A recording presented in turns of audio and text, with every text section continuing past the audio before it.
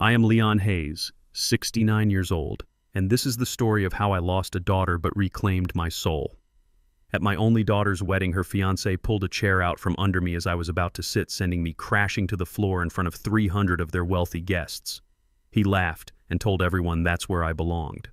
What he didn't know was that he was speaking to the silent majority owner of his entire family's fortune. And by the end of the night, he would learn his lesson when his own father, with a look of sheer terror, bowed his head and asked me for forgiveness. Before I tell you how I turned their perfect day into the beginning of their ruin, please let me know in the comments where you're listening from in the world.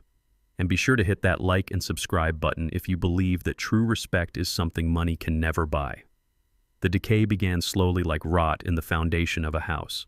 It started on a Tuesday evening when I heard the crunch of expensive tires on my gravel driveway.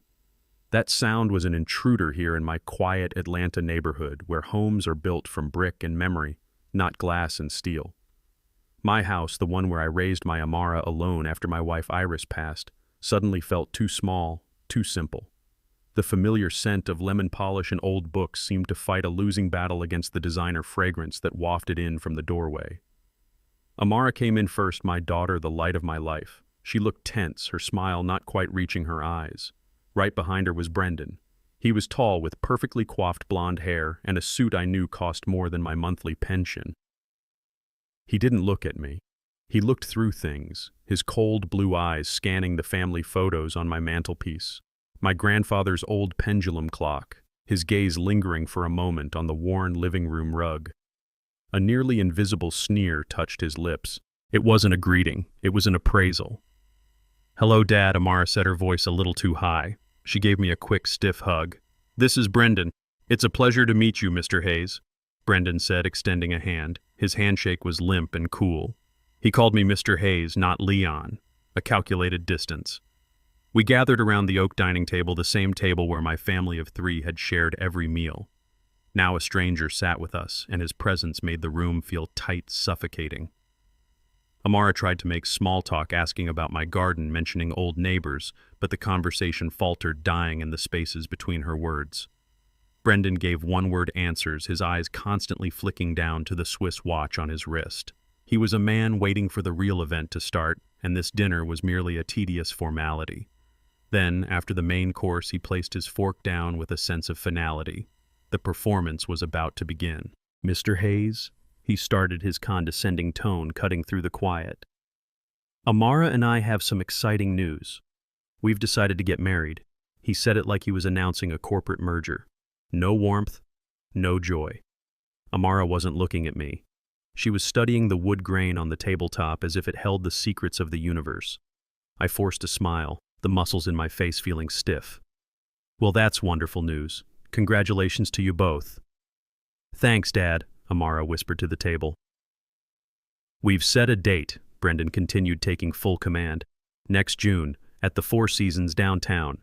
I've already booked the grand ballroom. We're expecting about 300 guests, mostly business associates of my family, of course." He laid out the plans in a monologue, leaving me no space to interject, to ask a question, to feel like a father. I felt like a minority shareholder in my own daughter's life. A pang of grief hit me as I thought of Iris. She would have wanted a wedding in our backyard, surrounded by her hand-planted flowers and our closest friends. That dream, I realized, had died with her. But a father's instinct is strong, no matter what I wanted to contribute. I wanted to be a part of her day. "Brendan," I said, trying to keep my voice steady, "I have some money saved up. I've worked hard my whole life. I want to help pay for things, for my girl. It was my and Iris's savings. The money we'd put away for a trip to Europe we never got to take. The money I had guarded like a final sacred piece of our shared dreams." Brendan looked at me. For the first time all evening, he truly looked at me. Then he chuckled. It wasn't a happy sound. It was a short, dismissive burst of air from the back of his throat. "Oh, Mr. Hayes, that's cute." He said the word cute, dripping with condescension. "But I don't think that will be necessary. You just hold on to your pocket money. A single plate of food at this event will likely cost more than that. My family has it covered." Pocket money. The air left the room. The ticking of the grandfather clock sounded like a hammer striking an anvil. I looked at Amara, pleading with my eyes. Say something. Defend my dignity. But she didn't. She stared at her plate, a lock of hair falling to hide her flushed face. Her silence was a deeper cut than Brendan's words. In that moment, I understood. My daughter wasn't just marrying a man. She was marrying into his world, a world where her old father, the retired mechanical engineer, had no currency. I was no longer the rock of her life. I had become something else, an embarrassment, something to be managed. I stood up and began clearing the plates. "Let me get dessert," I said, my voice thick. I had to get away from that table before they saw the heartbreak in my eyes. As I turned my back, I knew one thing with absolute certainty. This was only the beginning. The rot was just getting started. 2 weeks later, Amara dragged me to a suit shop with a name I couldn't pronounce. The air inside was heavy with the smell of expensive leather and entitlement. Suits hung on racks like museum pieces, each one costing more than a year's rent. Brendan was already there, sipping an espresso, looking as if he owned the place. He scanned me from head to toe. I was wearing my best suit, the one I'd worn to Iris's funeral. It was well made, the fabric was good, but in Brendan's world it was an antique. "Well, Mr. Hayes," he said, a smug grin playing on his lips. I didn't realize we were attending a 90s-themed party. I clenched my fists at my sides. "This is my best suit, Brendan." I can see that he replied, his tone like he was speaking to a child. He snapped his fingers, summoning a salesman in a perfectly tailored outfit. "Find something for this gentleman. More current. Charcoal gray. Italian cut. Slim fit. Get him the best you have." The salesman led me to a fitting room. I felt like an imposter. When I put on the new suit, I had to admit it fit like a glove. But when I looked in the mirror, I didn't recognize the man staring back. He looked slick, foreign, and hollow. I walked out. Amara gasped. "Oh, Dad, you look amazing." But Brendan just nodded professionally. "An improvement," he declared. He walked over and adjusted my lapels, a gesture of pure dominance. "At least now you won't look completely out of place standing next to my father." When we got to the register, I pulled out my wallet. This was a matter of honor. "I'll pay for this," I said firmly. Brendan placed his hand over mine, a light, patronizing tap. "No need, Mr. Hayes. Consider it a gift." He turned to the salesman. "Put it on my account. He can't afford it." He said it just loud enough for the other customers to hear. Heat rushed to my face. Amara quickly said, "Brendan, don't," but it was too late. The humiliation was already hanging in the air. I tried to hand my credit card to the cashier, but Amara gently pushed my hand down. "Let it go, Dad," she whispered. "Just let Brendan handle it. Don't make things complicated. Don't make things complicated." As if my dignity was an unnecessary complication. As we were about to leave, Brendan stopped. He pulled a small box from his pocket and handed it to me. "Here, this too, so you don't look so lost." I opened it. Inside was a tie clip. It was supposed to look like silver, but it was light and flimsy, the kind of cheap trinket you'd find in a tourist shop. It was a stark contrast to the $1,000 suit he'd just bought me. I understood instantly. It wasn't a gift, it was a message. He could dress me in expensive clothes, but in his eyes I was still only worthy of cheap things. He was reminding me of my place. I silently took the box and walked out of the store. The Atlanta breeze felt colder than usual. I knew I hadn't just been fitted for a suit. I had been fitted for a new role, the poor, embarrassing father-in-law. And my daughter had just stood by and let it happen. The phone call came on a Tuesday night. I was watching old home videos of Iris, a sad ritual I couldn't seem to break. On the screen she was laughing, her smile lighting up the whole world. Then the phone rang. It was Amara. "Hey, Dad," she began, her voice hesitant. I knew immediately that something was wrong. "What is it, sweetheart?" There was a long pause. I could hear her take a deep breath on the other end of the line. "Dad, Brendan and I were talking about everyone's roles at the wedding." "Oh, am I still walking you down the aisle?" I asked, a knot of dread tightening in my stomach. "Yes, of course you are," she said quickly. "But about the speeches at the reception." Another pause. "Brendan thinks, well, he thinks it would be better if we skip the family speeches. He wants to keep things modern and streamlined. He's worried you might tell old stories and make the guests feel awkward." Old stories. The memories of me teaching Amara to ride her bike, of the first time she brought a boy home, of the pride Iris and I felt at her college graduation. All of that to Brendan was just old and awkward. My throat felt tight. I understand I lied. And there's one more thing, Dad. She continued, her voice barely a whisper now. The hotel has a separate entrance for the service staff and the band. It leads right to the reception area. Brendan thinks it would be more convenient if you used that entrance. You know, to avoid any unnecessary attention in the main lobby before the ceremony starts. This time I couldn't lie. The humiliation was cold and sharp. He didn't just want me to be silent. He wanted me to be invisible. He wanted to hide me. I looked at the television screen. Iris was still laughing, oblivious.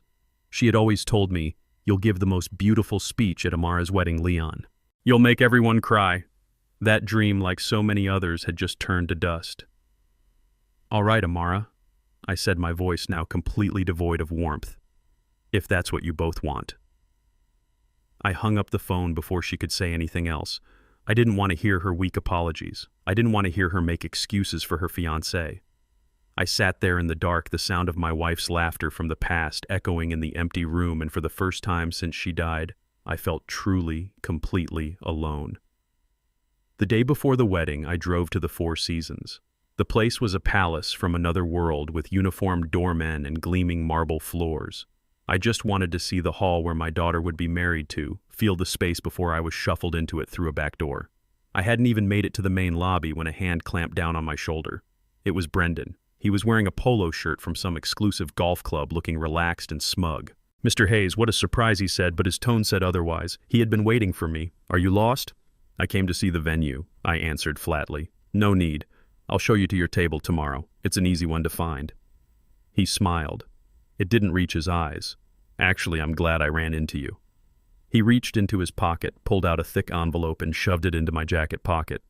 "Here's a little pocket money," he said, his voice low as if bestowing a great favor. "For tomorrow, so you can tip a waiter or buy yourself a drink if you need to. I don't want you to feel out of place." The envelope felt like a lead weight against my chest.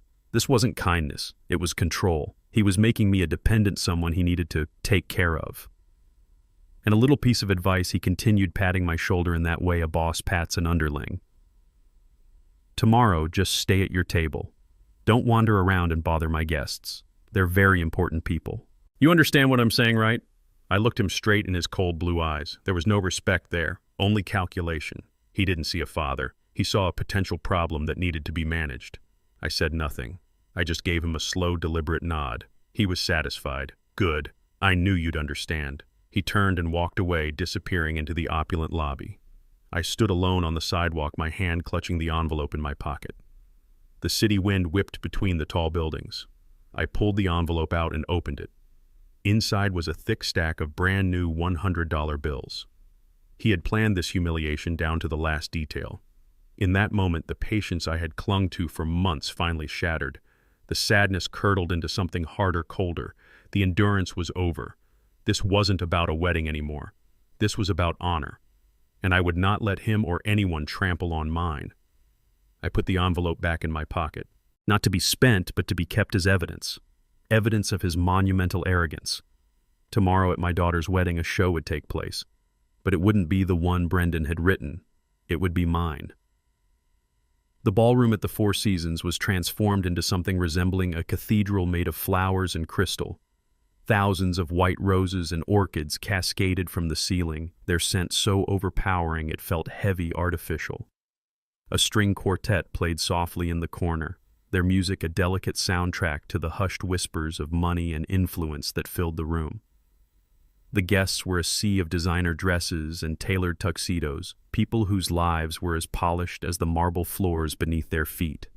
It was beautiful, sterile, and had absolutely nothing to do with my daughter Amara, or at least the daughter I thought I knew.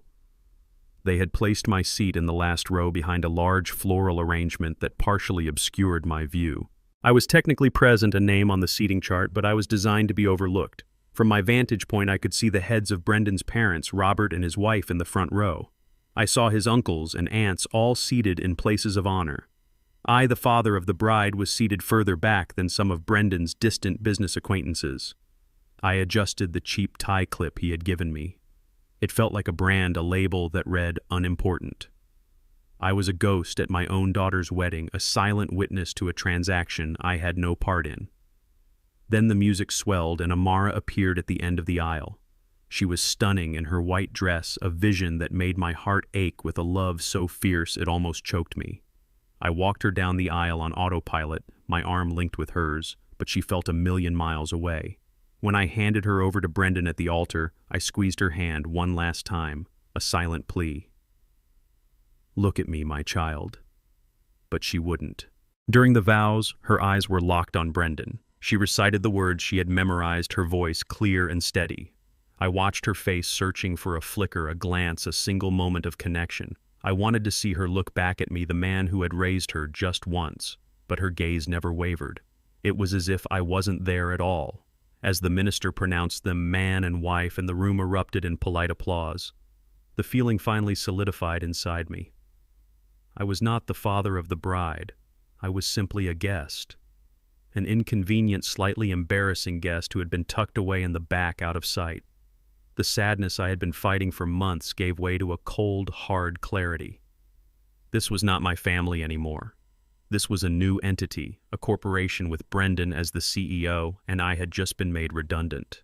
And in that moment I knew I would not be leaving this wedding quietly. The reception was in full swing. The air, thick with the scent of expensive perfume and floral arrangements, buzzed with the sound of 300 conversations happening at once. Glasses clinked, silverware scraped against fine china, and the string quartet had been replaced by a live band playing smooth, inoffensive jazz. Laughter echoed off the high, gilded ceilings. It was a celebration, but it felt more like a performance of happiness than the real thing. I felt a profound sense of detachment, as if I were watching a movie of someone else's life. My assigned table number 32 was tucked away in the furthest corner of the cavernous ballroom next to a service exit and behind a large potted palm tree. It was the table for afterthoughts for inconvenient relatives. Taking a deep breath, I began my long walk across the polished dance floor. Every step felt heavy. I kept my eyes down, feeling the gazes of the other guests on my back. I was an anomaly in their world of inherited wealth and effortless privilege, an old black man in a borrowed suit, a relic from a life they couldn't possibly imagine. Just as I reached the table, a voice boomed from behind me, startling me. "Mr. Hayes, let me get that for you." It was Brendan. He had a wide, artificial smile plastered on his face, a champagne flute in one hand. He was playing the part of the gracious host, the attentive son-in-law for all the watching eyes. His performance was flawless. He moved with a practiced ease, pulling out the chair for me with a grand theatrical gesture. "Here you are, Dad," he said, using the word dad for the first time. It sounded foreign and sharp, coming from his lips, a word he used as a prop in his little play. I was tired of fighting, tired of the constant subtle warfare. For a fleeting second I thought maybe, just maybe, this was a peace offering, a moment of public decency. So I gave him a small, weary nod of thanks and turned to sit down. The moment my weight shifted, the chair vanished. It wasn't there. Brendan had pulled it back at the last possible second. For a heartbeat, there was nothing but air beneath me. My body, all 69 years of it, plunged downwards. My hands flailed, grasping at nothing. There was a collective gasp from the nearby tables, a sudden sharp intake of breath that seemed to suck all the air out of the room. Then came the sickening thud of my body hitting the hard marble floor. Pain shot up my hip, a blinding electric shock. For a moment I just lay there, the wind knocked out of me, staring up at the glittering chandeliers. The entire ballroom had fallen silent. 300 pairs of eyes were fixed on me. The old man sprawled on the floor. The jazz band faltered, a lone saxophone note hanging in the air before dying out. The silence was absolute, a thick, heavy blanket of shock and disbelief. Then Brendan's voice sliced through it loud and clear. "Oops, my mistake," he bellowed, and then he delivered the line he had clearly been rehearsing. "I guess your place is on the floor, after all." A beat of silence followed, and then a wave of laughter broke out. It wasn't everyone.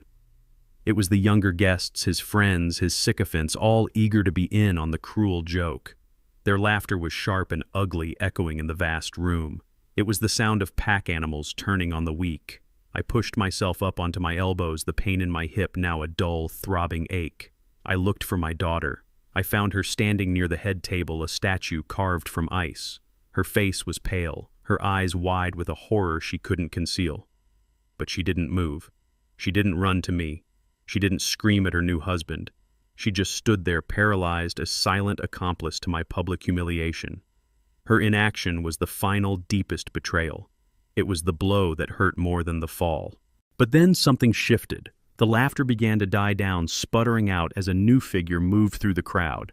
It was Robert Collins, Brendan's father. His face, usually a controlled mask of corporate authority, was pale and rigid. He wasn't walking. He was striding, his movements urgent, his eyes locked on me with an intensity that silenced everyone he passed. He ignored his laughing son. He ignored my frozen daughter. He moved with a singular, desperate purpose. The crowd parted for him as he approached the corner where I lay. He stopped a few feet away, his chest heaving slightly. The look on his face wasn't pity or anger. It was something else entirely. It was disbelief, awe, and something that looked terrifyingly like fear. The powerful CEO of Collins Tech looked down at me, the broken old man on the floor, and his carefully constructed composure completely shattered. He took a hesitant step forward, leaning down slightly, his voice a hoarse, trembling whisper that seemed to carry across the entire silent room. "Sir, is that you, Mr. Hayes?" Ignoring the whispers and the sea of stunned faces, Robert Collins rushed to my side. He didn't offer a hand, he practically knelt, his movements filled with a desperate urgency that was shocking to behold. He gently, respectfully placed his hands under my arms and helped me to my feet as if I were made of fragile glass. He brushed a speck of dust from my shoulder with a trembling hand, his eyes filled with a profound, unreadable emotion. Throughout this, he never once looked at his son. Brendan, who was still standing there with a stupid, fading smirk on his face, was rendered completely invisible. "Dad, what are you doing?" Brendan stammered, his bravado finally cracking. Robert acted as if he hadn't heard a thing. His entire world had narrowed to me. Once I was on my feet, I met Robert's gaze. The panic in his eyes was unmistakable. For a long moment, we just looked at each other, a silent conversation passing between us that spanned 3 decades. "Leon, I am so sorry," he began, his voice raspy. I raised a single hand, and he fell silent. "I'm the father of the bride, Robert," I said, my voice low and steady, each word carefully chosen. "Just the father of the bride. And I came here today expecting a certain baseline of respect, an agreement we made a long time ago." A cold sweat broke out on Robert's forehead. He understood exactly what I was saying. I wasn't talking about the wedding. I was talking about the very foundation his entire life was built upon. I straightened the suit he had paid for. I ran a hand over my lapels, smoothing out the wrinkles from the fall. Then I turned my head and looked at my daughter, Amara. She was still frozen in place, tears silently streaming down her face. She looked like a heartbroken child, but she was a woman who had made a choice. I gave her a slow, deliberate nod. It was not a nod of forgiveness. It was a nod of acknowledgement, a final goodbye to the girl she used to be.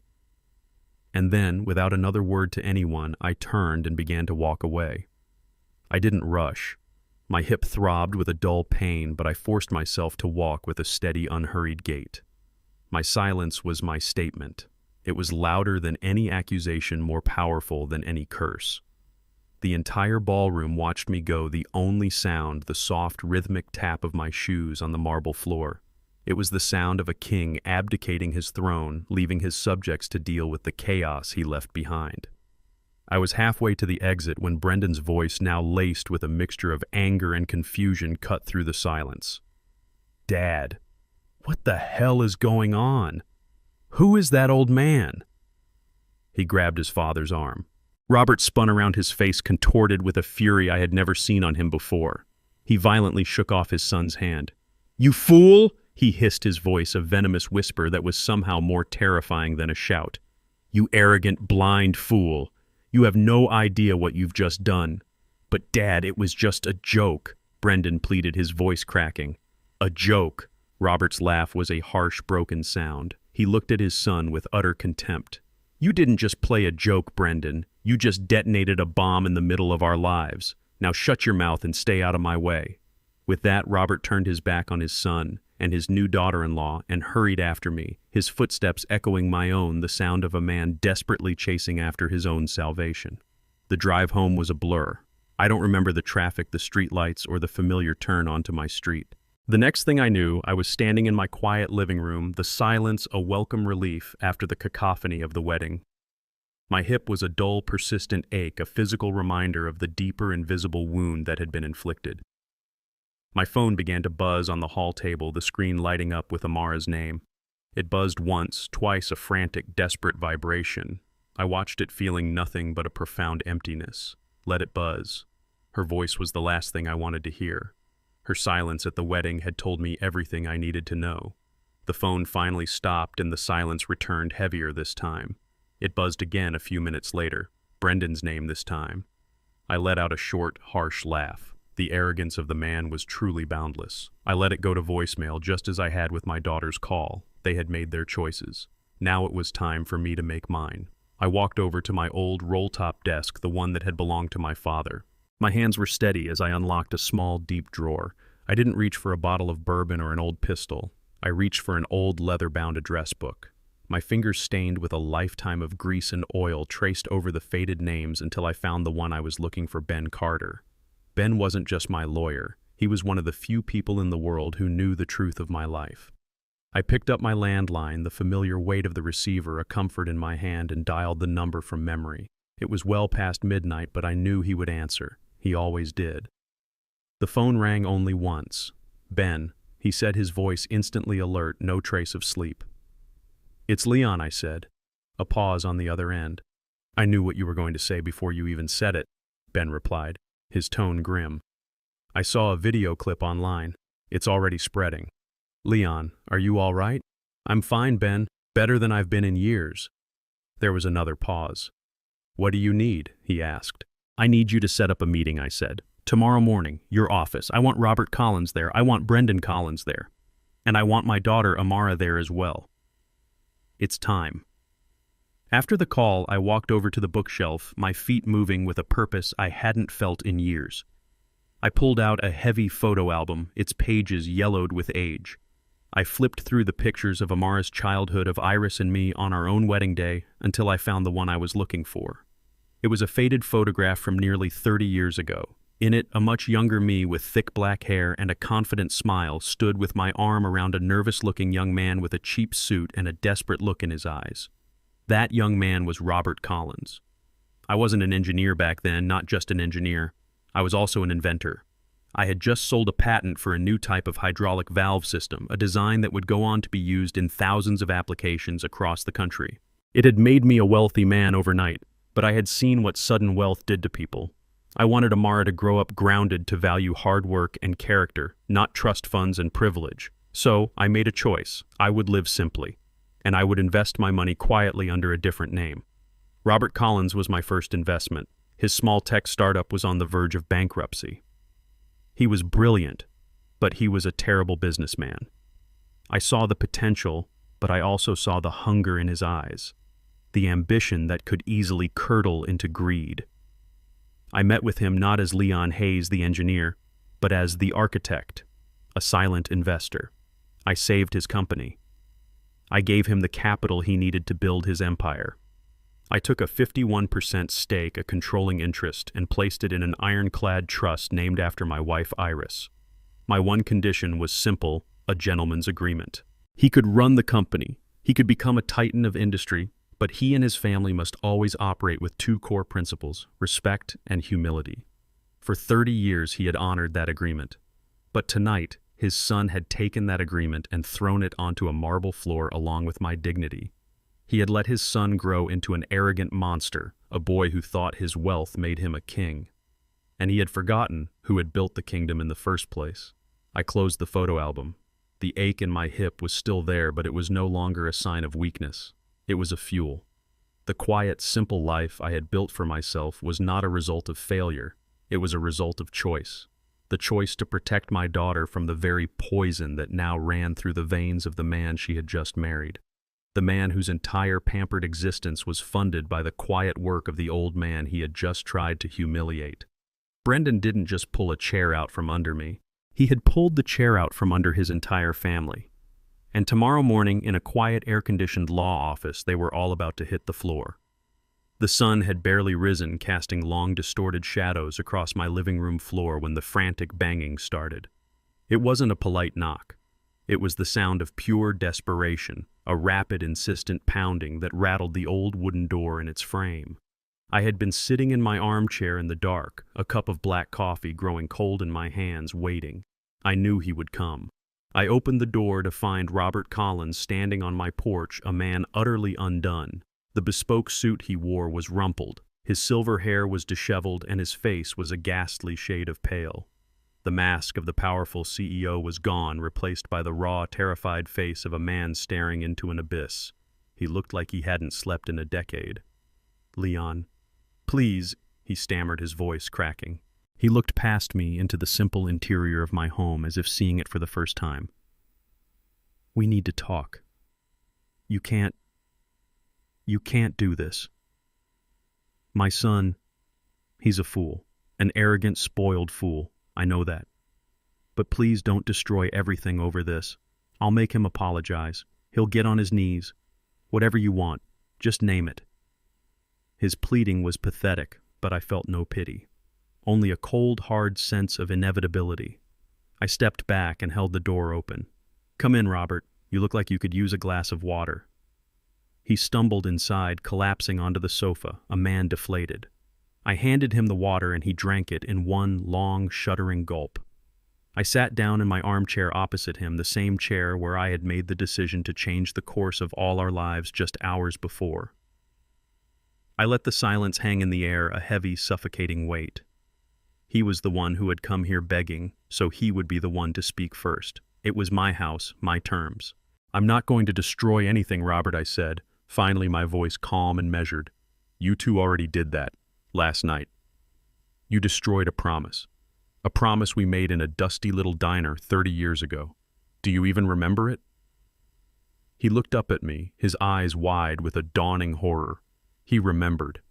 The two principles I continued pressing my advantage, the only two things I asked for in exchange for saving your entire world: respect and humility.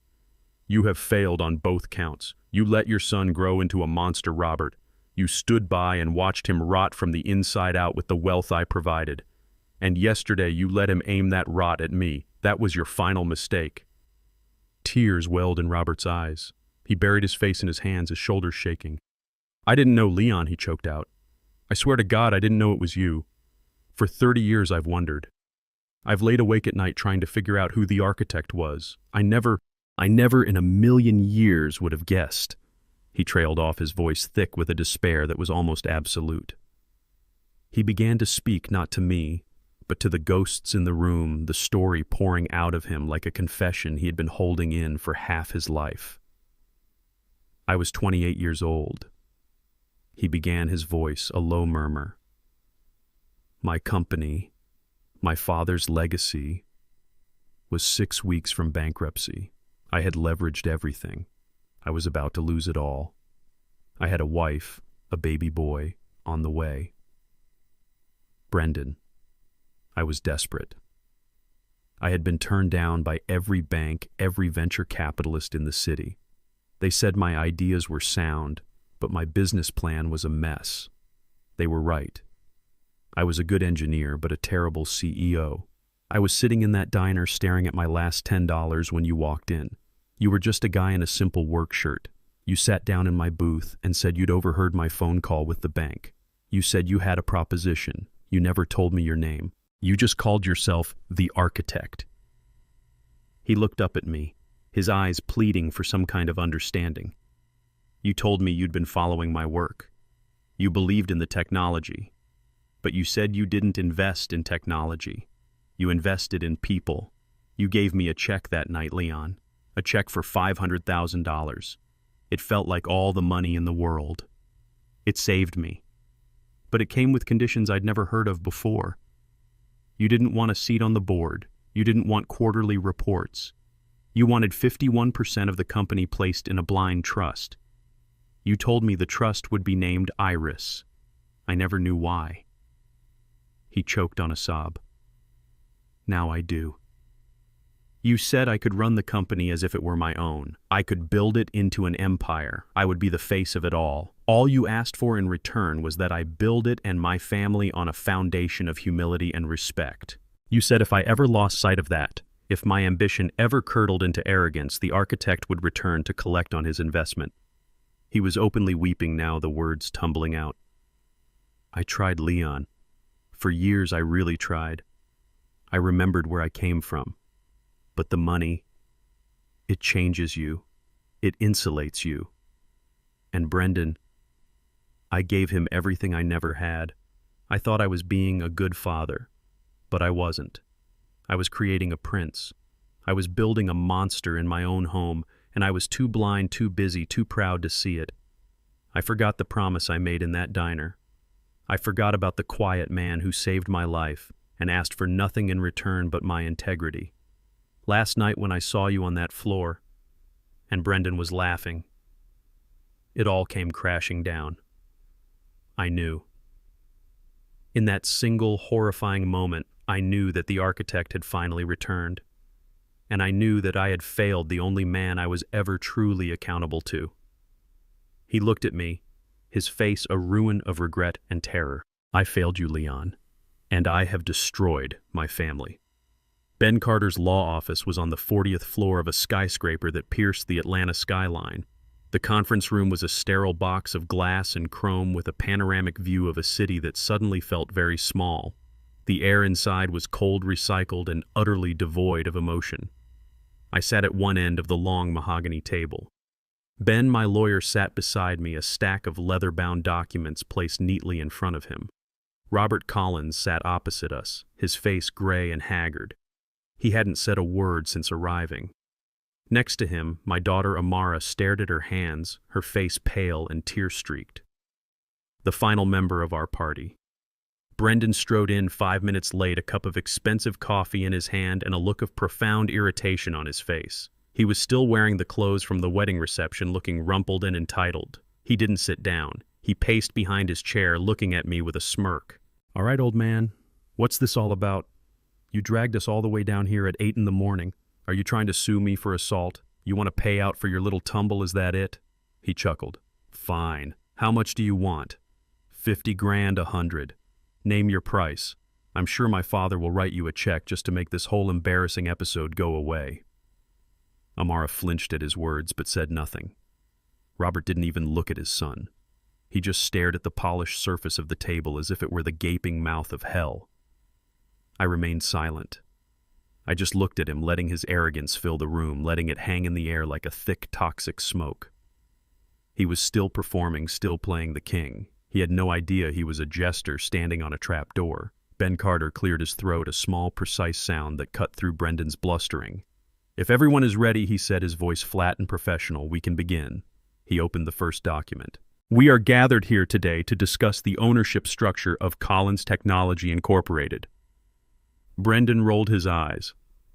Oh, for God's sake. What does that have to do with him? He gestured dismissively at me. Ben ignored him. As of this morning, he continued, Collins Tech is a privately held corporation with one majority shareholder. That shareholder controls the company through a private family trust. Brendan scoffed. Yeah, the Collins family trust. My father is the trustee. This is all very boring. Can we get to the part where you tell us how much money you want? Ben looked up from his papers, his gaze meeting Brendan's for the first time. His eyes were like chips of ice. Actually, Mr. Collins, you are mistaken, he said. The Collins Family Trust is a minority shareholder. It holds 49% of the company's voting shares. The other 51%, the controlling interest, is held by a different entity. It is a blind trust established 30 years ago. It is called the Iris Trust. A flicker of confusion crossed Brendan's face. What?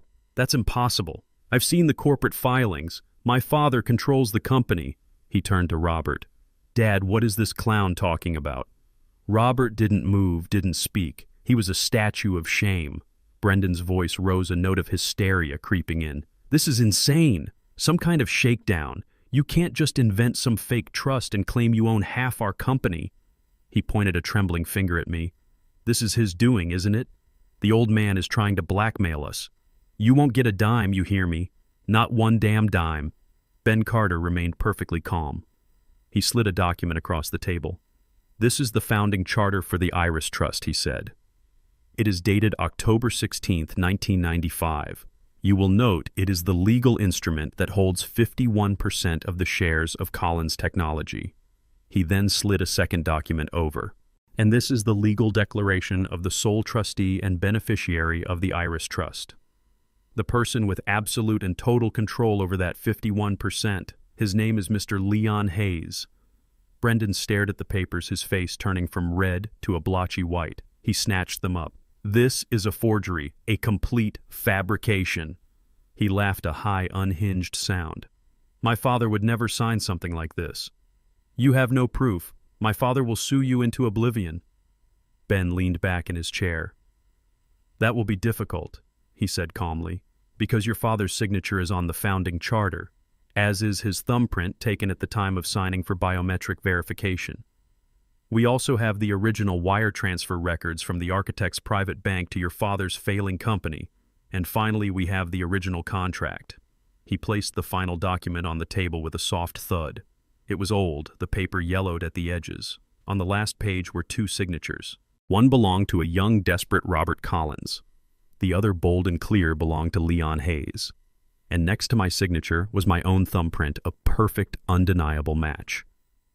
Checkmate. Brendan stared at the papers, his mouth hanging open. The arrogant smirk was gone, replaced by a look of utter, slack-jawed disbelief. Amara let out a small, strangled sob. She finally looked at me, her eyes filled with a terrifying, dawning comprehension. She wasn't just looking at her father. She was looking at a complete stranger. Robert finally broke. A deep, guttural sound escaped his throat, and he slumped forward, burying his face in his hands, his body shaking with uncontrollable sobs. The king had fallen. I let the silence sit for a long moment, letting them all drown in the wreckage of their world. Then I spoke. My voice was quiet, but it filled the sterile room. You wanted to know how much money I wanted, Brendan, I began. The answer is nothing.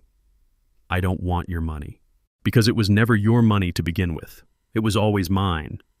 He looked up at me, his eyes wide and blank with shock. You live in a penthouse apartment, you drive a luxury sports car, you wear $1,000 suits and threw yourself a wedding that cost more than I made in 10 years of hard work.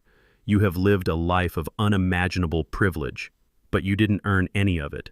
You are not a self-made man. You are a charity case. You are the beneficiary of a 30-year-long investment I made in your father.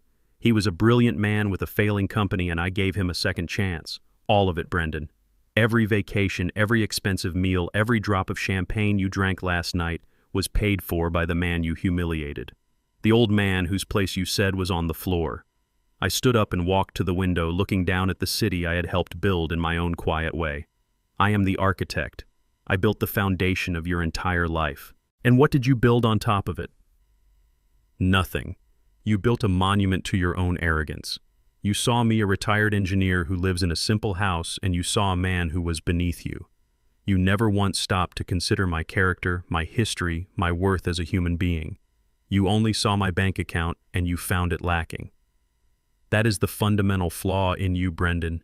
You confuse wealth with worth, and you have neither. The silence in the room was broken by a choked sob. It was Amara. She had been staring at me with wide, uncomprehending eyes, but now the tears she had been holding back finally broke free. She looked from me to the mountain of documents on the table, then to the broken figure of Robert Collins, and finally back to me. Her entire reality had been dismantled in the span of 10 minutes. Why she whispered, her voice trembling so quiet I could barely hear her. Why would you hide this from me, Dad? Why would you let me believe? Why would you let me live a lie? I turned from the window to face my daughter. The pain in her eyes was a mirror of my own. I walked back to the table, but I didn't sit down. I stood there looking down at the daughter I had raised, the woman she had become. Because it was never about the money, Amara, I said, my voice softer now, filled with a sorrow that ran deeper than anger. It was about you. I wanted you to grow up without the poison that wealth can be. I wanted you to learn the value of hard work, of kindness of character. I wanted you to build a life based on who you were, not what you had. And I wanted you to choose a partner who loved you for those same reasons. This money, it was always going to be yours one day. But it came with a test, a silent, lifelong test of your judgment. I needed to know that you could see the true measure of a man, that you wouldn't be blinded by shiny things. I needed to know that the values your mother and I taught you were stronger than the allure of a penthouse and a fancy car. I let you live what you thought was a normal life so you could make a normal human choice. And you chose him. You chose a man who mocked your father's home. You chose a man who tried to buy my dignity with a cheap suit and then silence me. You stood by and watched him humiliate me. You failed the test, sweetheart. Not because you didn't know about the money, but because you didn't know a good man when you saw one. As the weight of my words settled, Brendan's panic finally ignited. The blank shock on his face curdled into a desperate, grasping fear. "No," he stammered, looking wildly between me and his father. "No, this can't be real. It's a trick." He turned to Amara, his voice suddenly pleading, syrupy sweet. "Baby, don't listen to him. I love you. This doesn't change anything between us. It's just money. We can work with this." He was babbling now, his composure completely gone. "We can make this right, sir. Mr. Hayes. Leon, I'm sorry I was an idiot, a complete fool. I respect you, I really do. I was trying to impress my friends. It was a joke, a stupid, terrible joke. Let me make it up to you, I'll do anything." His eyes darted around the room, searching for a lifeline, a friendly face, and finding none. He was a drowning man, and the water was rising fast. He finally understood that he wasn't a player in a game. He was the pawn being sacrificed. Just as Brendan started to move toward me, a hand shot out and grabbed his arm. It was Robert. He rose from his chair, his face no longer a mask of grief, but of cold, hard resolve. He looked like the CEO again, but this time all of his authority was directed at his own son. "Enough," he said, his voice dangerously quiet. "You will not speak to this man again. You have done enough damage. But Dad, we have to fix this." Brendan whined, trying to pull his arm free. Robert's grip was like iron. "There is no we," he said, the words falling like chips of ice. "There is only you. You are a disgrace to my name. You are a disgrace to the memory of your grandparents. You embody every single thing I promised him I would never become. You are the failure of my life's work." He turned his head slightly to look at me, his eyes filled with a terrible final clarity. "Mr. Hayes," he said, his voice formal and steady. 30 years ago, you made an investment in me. Today I am cutting my losses." He turned back to Brendan. "You are no longer my son. You are cut off. Your credit cards will be canceled before we leave this room. The keys to the apartment and the car are to be left on this table. You will not receive another dollar from me or any entity I control for the rest of your life. I suggest you find a job." Brendan's face crumpled. The last vestiges of his arrogance dissolved into pure, pathetic terror. "You can't do that," he shrieked, his voice cracking. "You can't. I'm your son." "You were my son," Robert corrected him, his voice devoid of all emotion. "Now you are just a stranger who has caused me an immeasurable amount of pain. Ben," he said, looking at my lawyer, "please have security escort this person out of the building." Ben Carter nodded once and discreetly pressed a button under the conference table. Brendan began to sob, great gulping, ugly sounds. He looked at Amara. "Baby, please, don't let them do this." Amara just stared at him, her face a mask of disgust and heartbreak. She didn't say a word. 2 large uniformed security guards entered the room. They moved with quiet efficiency, each taking one of Brendan's arms. He didn't fight. All the energy had drained out of him. He was a puppet with its strings cut. They half-walked, half-dragged him out of the room, his pathetic sobs echoing down the hallway until the heavy conference room door clicked shut, leaving the 4 of us in a sudden, profound silence. The heavy silence in the conference room was a vacuum pulling all the remaining energy and emotion from the air. Robert sat slumped in his chair, a broken man. Amara was quiet, her tears having traced clean paths through her makeup, her face a mask of shock and dawning grief. I looked at Robert not with triumph, but with a weary sense of responsibility. This was not about destruction. It was about correction. It was about restoring balance to a system that had become dangerously unstable. "Robert," I said, my voice cutting through the silence, "Collins Technology will continue to operate. I am not a CEO. I am an engineer. I have no interest in running your company. You built it, and you are the best person to lead it. This was never about tearing down what you have accomplished. It was about reminding you of the foundation it was all built upon. A flicker of something, perhaps gratitude, perhaps just sheer surprise, crossed his face. He looked up at me, his eyes red-rimmed and exhausted.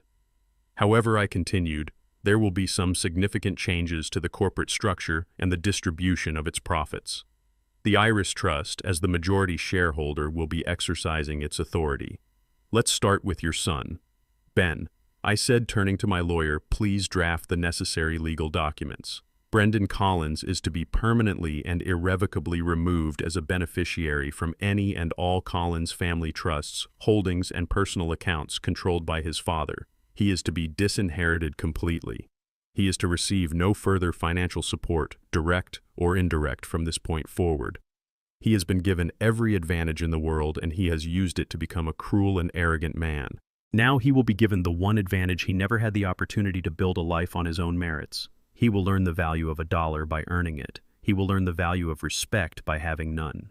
He will learn what it is to be a man, not by inheriting a fortune, but by forging a character. This is not a punishment. It is his last, best chance at a meaningful life. Robert nodded slowly, a silent, painful acceptance of his son's fate. It was a harsh verdict, but a necessary one. The rot had to be cut out completely. Next, we will address the Iris Trust itself, I went on. For 30 years, its profits have been reinvested, accumulating into a significant fortune. That purpose is now changing. Effective immediately, the trust will be restructured. 30% of all annual profits from Collins Technology will be redirected into a new charitable foundation. This foundation will be named the Iris Hayes Foundation for Young Engineers. It will provide scholarships, grants, and mentorship programs specifically for underprivileged African American students in the Atlanta area who wish to pursue careers in science, technology, engineering, and mathematics. My wife Iris was a teacher. She believed that talent was everywhere, but opportunity was not. She would have wanted the wealth we created to be used not to build bigger mansions, but to build brighter futures. This money will now be used to give a new generation of brilliant young minds the chance that they might not otherwise have. It will be a legacy of opportunity, not of entitlement. It will be a testament to the idea that true worth comes from what you create, not what you inherit. Finally, I turned my attention to the most difficult part. I looked at my daughter Amara. The remaining assets of the Iris Trust. The majority of this fortune will be placed into a new secondary trust in your name, I told her, my voice softening. But you will not have access to it. Not yet. Amara looked up, her eyes filled with a fresh wave of tears, but this time it was not shock. It was a flicker of understanding. I didn't do any of this to hurt you, I said. I did it to protect you. And that protection must continue. You have just ended a marriage that was based on a lie. Your judgment is clouded. You need to rediscover who you are away from the influence of wealth and the men it attracts. The conditions for you to access this trust are simple, but they are not negotiable. You will get a job, a real job that pays a real wage. You will support yourself entirely on what you earn for a period of no less than 5 years. You will also be required to volunteer 100 hours per year at the new foundation to see firsthand the lives you have the power to change. After 5 years, if you have met these conditions, you will gain access to 1/3 of the trust.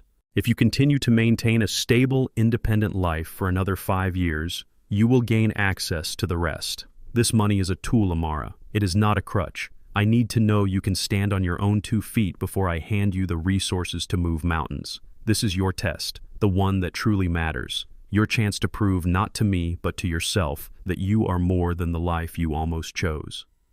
She didn't argue. She didn't protest. She just looked at me, the father she was only just beginning to know. And for the first time since this nightmare began, she slowly, deliberately nodded. 3 months passed. The autumn leaves had begun to fall, carpeting my small lawn in shades of gold and crimson. The world had moved on, and so had we. Amara had filed for divorce. I had learned from Ben that she had moved into a small apartment downtown and had found a job working for a local nonprofit that helped build community gardens. She hadn't called, and I hadn't pushed her. We both needed time to let the dust settle to find our footing in this new reality. Then one Sunday afternoon, her modest sedan pulled into my driveway. When she stepped out, I saw a different woman. She wore simple jeans and a sweater. Her hair was pulled back without any fuss, and her face was free of the heavy makeup she used to wear. She looked tired, but she also looked lighter. More like the girl I remembered, the one who wasn't afraid to get her hands dirty in the garden with me. She walked up to the porch holding a large flat package wrapped in brown paper. "Dad," she said, her voice quiet but clear. "Can I come in?" I nodded and held the door open for her. We sat in the living room, the same room where the long, painful journey had begun. She placed the package on the coffee table between us. "I wanted to bring you something," she said. She unwrapped it carefully. It was a thick, beautifully bound photo album with a leather cover. She opened it to the first page.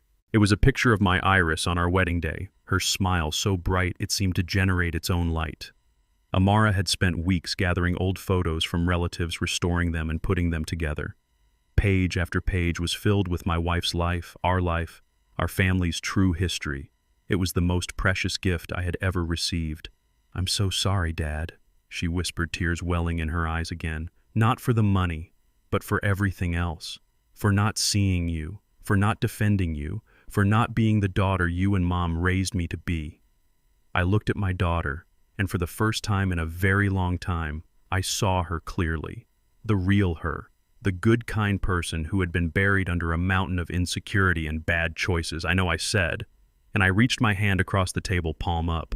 She looked at it for a moment, then placed her hand in mine. Her grip was firm. It wasn't the hug of a child seeking comfort. It was the handshake of an equal. A new beginning built on the hard ground of truth. Later that evening, long after she had gone, I sat alone in my armchair. The photo album lay open on my lap, turned to my favorite picture of Iris laughing in our backyard. The house was quiet. A deep, profound peace had settled over it, a peace that had been absent for far too long. The anger was gone. The hurt had faded. The order had been restored. My wife's memory was now a force for good in the world, and my daughter was finally on the path to finding her own worth. My work was done. This whole experience taught me that a person's true worth is invisible to those who are blinded by the superficial glare of money and status. For years, I believed that living a simple life was the best way to protect my daughter. But I learned that character cannot simply be sheltered. It must be tested in the fires of real life. My quiet world, which my son-in-law saw as a sign of failure, was in fact my greatest strength. It gave me the clarity to see the truth. And I learned that sometimes creating a painful conflict is the only way to restore peace and dignity. Tell us in the comments below, what is the most important value a parent can teach their child